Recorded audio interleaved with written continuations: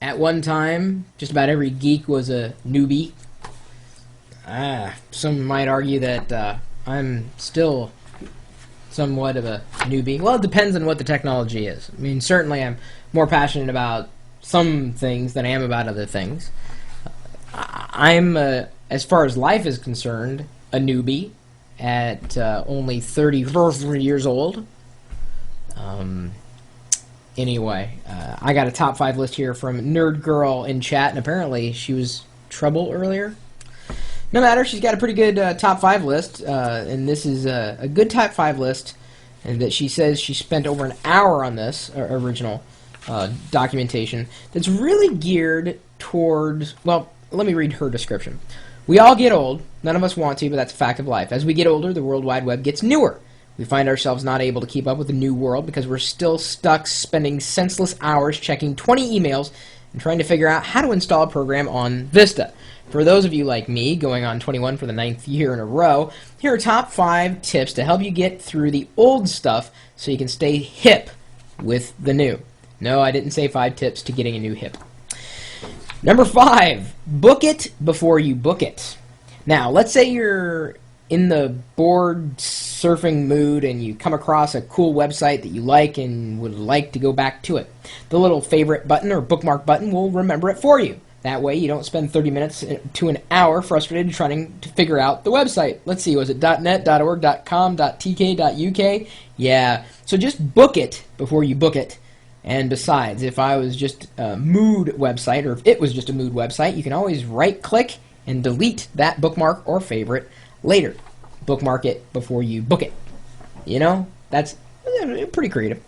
Number 4, you have the best pop-up blocker installed, and there's certain nothing that's crap is getting through. And if it does, you just hit cancel, and what the heck? You're looking at their World Wide Web? You're thinking, what the www? I click cancel.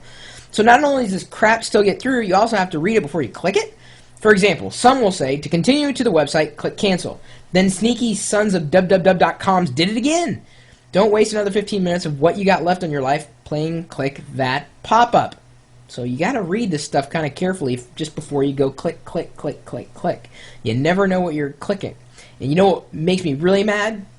Is seeing banner ads that look like they're dialogue boxes. And see, the funny thing is most of them are designed so that you are on Windows. It looks like it's a Windows dialogue, which works for the advertiser if you're running Windows. But if you're on OS 10, I'm looking at it, I'm like, gee, wow, that can't be an ad. It's just kind of funny. Number 3, the dreaded email. You always check your email when you get online. Yesterday, even though it took you 2 hours, you got your email down to 0, and now it's back up. Let's say the average email is like, what, 20 new messages a day? I'm just guessing because that's about what I get, and I'm a pretty average user. Now, you don't want to waste another 2 hours checking and replying and wondering who that Jim is that says he knows you and has been looking for you. So you probably don't know this like the hip kids do, but not all spam messages make it into the spam folders. Them sneaky sons of www.coms can sure sneak up in there. Trust me, 9 times out of 10, you are not the lucky winner in a drawing, nor have you been selected in a special giveaway, and honey, even though your memory's going, you don't know Jim. I personally hit the little spam button on those emails, and eventually, after a couple times, they go away. So even though the email may be legit, it may sound legit, may even look legit, doesn't make it legit. If in doubt, throw it out. Number 2, not that this has ever happened to me before, you find yourself in, let's say, Chris's chat room at live.perillo.com, and let's say the topic is gadgets. Now all the youngins are chatting and swapping gadget recipes, and you find yourself lost asking, hey, well, what's an iPod? What's a 3G card? And of course nobody answers you because they're thinking, you gotta be kidding me, right? They're just messing around. Well, here's a tip. Make Google your new best friend. When you're lost, Google will help you find your way, and hey, taking a few minutes to Google something is a lot better than looking silly or like an old fart in chat. Now, these are her words, not mine. It's true. Search for something. If it's something that you see popping up over and over and over again, if you can't figure it out and no one's answering, well, the answer could be sitting inside a search engine. And that kind of falls back to her first tip about book it before you book it. You can save bookmarks on Google. I love the fact that when I log into my Google account, it saves a history. Now, some privacy advocates freak out about this, but I love that because I'll be like, what was that one search that pulled it up? I remember the search. And it will save your entire search history in Google. So instead of, now, ask me the last time I saved a bookmark. Ask me. The last time I saved a bookmark. I don't. I just go to Google. Google is my bookmarks. Whether it's my Google history or it's just Google in general. That is my bookmarks. Because if it ain't in Google, I don't know what to tell you. Number one, watch your links. You're chatting with one of your online buddies and they send you a link to, let's say, Microsoft.com. Because earlier you had Googled some new software that just came out and you'd like to buy it. So you click the link, find the software, and give all your info. And weeks later, your credit card is maxed out. If you carefully looked at that link, was it really Microsoft.com? This is just an example, though I'm pretty sure with your protection, maybe something that drastic won't happen. That's one way your passwords and info can get stolen. Sometimes you're better off to type in the link directly rather than wasting your time by clicking and going through and trying to get the mess resolved later. It's very, very true. Another thing I suggest for staying away from those phishing websites, P-H-I-S-H-I-N-G, that's how that type of phishing is spelled. That would be sites that exist to siphon the info from you, the info that you give them freely. You think you're entering in your information into the bank's website, when in fact that's not your bank's website, but there's no easy way for you to detect that. Newer versions of Firefox, like 3.0, they've got a beta out now. When it goes final, it's going to be really, really good in terms of helping you detect phishing websites, scam websites automatically without you even looking. The browser will tell you.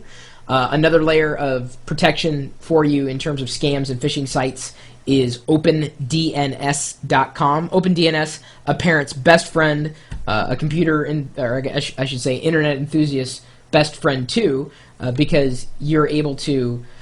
Well, let me put it this way: I turned it on, nothing to install. It's something you set up in your network, and they've got the instructions on the website. I've talked about it so many times before. It's free, and it will keep your entire network from pulling up any kind of potentially bad website. It's really kind of neat. I think it's the tool you don't need to install that your ISP definitely doesn't give you that should come with every internet connection. It's my opinion. I could be wrong. However, I think these are really good general guidelines, especially for new users or users who've been around for a while and just kind of forget about the basics. Certainly, we've all been there. Sometimes I have to be reminded, oh yeah, I guess I do have the bookmark system if I really, really do want to bookmark something. Anyway, just curious what you guys think. If you have any other tips for computer newbies, tech newbies, internet newbies, hardware newbies, software newbies, newbies in general, my email address is chris@perillo.com. And maybe it's, newbie at life. I mean, I have nothing in my head, if I try to index anything here, that would explain to me how to take care of a household plant. I'm a newbie when it comes to taking care of plants. And that's why I have bamboo sitting in pebbles.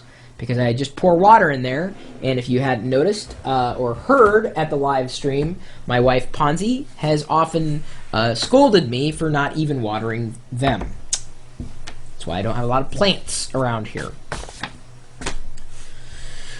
Anyway, my email address, again, is chris@perillo.com, and you are also welcome to swing by the chat room, the website where we've got this live video that's being, fed out over the internet, and we're typically talking tech 24 hours a day, 7 days a week at live.perillo.com.